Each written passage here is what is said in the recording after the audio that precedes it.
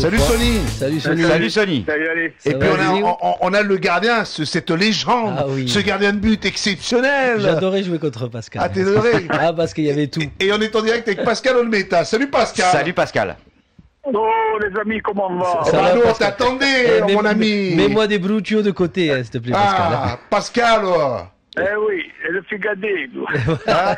Alors raconte-nous, on va commencer par toi Sony, raconte-nous un peu, veille de ce Olympique de Marseille, Olympique Lyonnais, tu as joué dans les deux clubs, c'est lequel des deux qui t'a le plus marqué de ces deux clubs?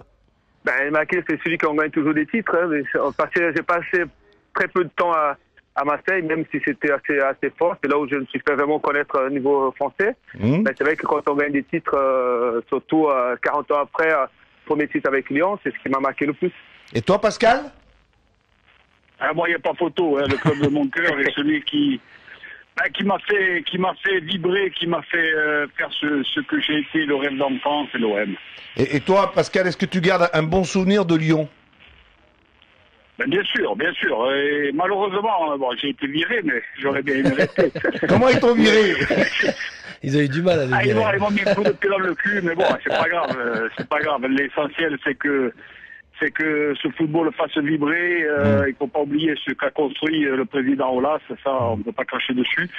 Et aujourd'hui, on aimerait que ça soit et ça continue d'être deux grands clubs.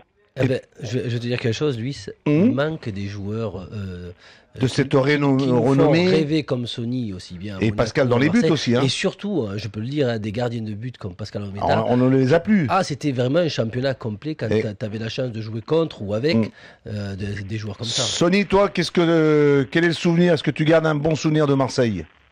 Ben, effectivement, je garde un bon souvenir quand vous jouez 20 matchs en venant de Suisse et marqué 16 buts.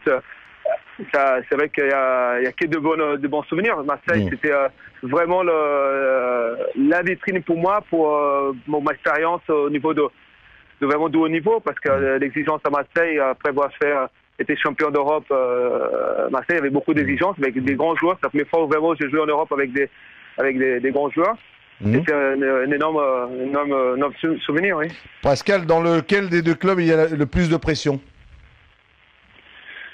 De pression, si t'es pas costaud, si t'es pas une grosse paire de couilles, tu peux pas tenir, c'est à Marseille. L'OM, c'est le club de la ville, des supporters, le club de tout un peuple. Et ça ne vit que pour ça, et le football, c'est le numéro 1 de Marseille. Tu es d'accord avec ça, toi, Sony? Est-ce que tu es d'accord avec Pascal? Après, la pression, effectivement, au niveau de pression médiatique et tout, effectivement, le supporter avec l'exigence, Marseille, effectivement, il y a beaucoup plus d'exigences par rapport au passé qu'a eu Marseille. Ça, c'est évident. Après, Lyon, il y a quand même une atmosphère beaucoup plus calme au sein de club, au sein des supporters qui travaillent beaucoup plus serein.